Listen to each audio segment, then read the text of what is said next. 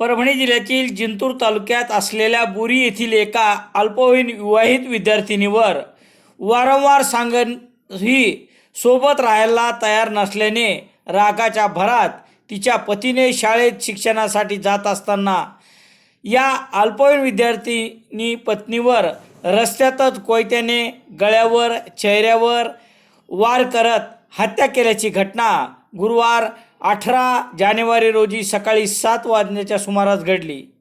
जिंतूर तालुक्यातील बोरी येथे वालूर रोडवर संभाजीनगर येथे राहणारी जयश्री वावळ या मुलीचा विवाह काही वर्षापूर्वी उस्मानाबाद जिल्ह्यातील भूम येथील रोहित गायकवाड यांच्यासोबत झाला होता। रोहित गायकवाड हा संभाजीनगर शहरात खाजगी कंपनीत कामाला होता। तेथेच पती पत्नी राहत होते, परंतु गेल्या काही महिन्यापासून या दोघांमध्ये वादविवाद वाढले। पत्नी जयश्री वावळ शालेय शिक्षणासाठी तिच्या आईवडिलांकडे बोरी येथे राहायला आली होती।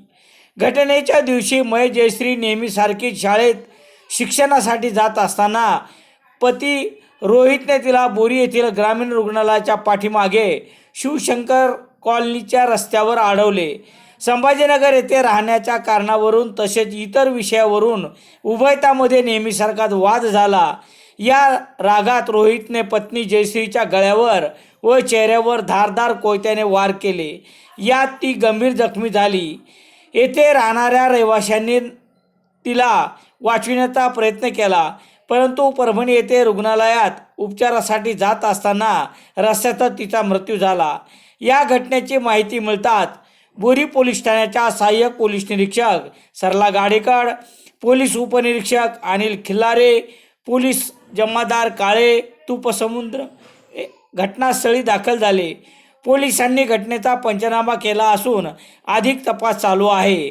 दरम्यान उपविभागीय पोलीस अधिकारी पांडुरंग गोपने, परभणीच्या मोबाईल फोरेन्सिक अधिकारी यांनी घटनास्थळी भेट देऊन माहिती घेत पुढील कार्यवाही करण्यात येत आहे। दरम्यान मयत जयश्री वावळ बोरी येथील शाळेत इयत्ता 9वी वर्गात शिक्षण घेत होती। भर रस्त्यावर तिच्या कोयत्याने हल्ला करून हत्या करण्यात आलेल्यामुळे बोरी येथे खळबळ उडाली असून या घटनेमुळे बोरीत हळहळ व्यक्त करण्यात येत आहे।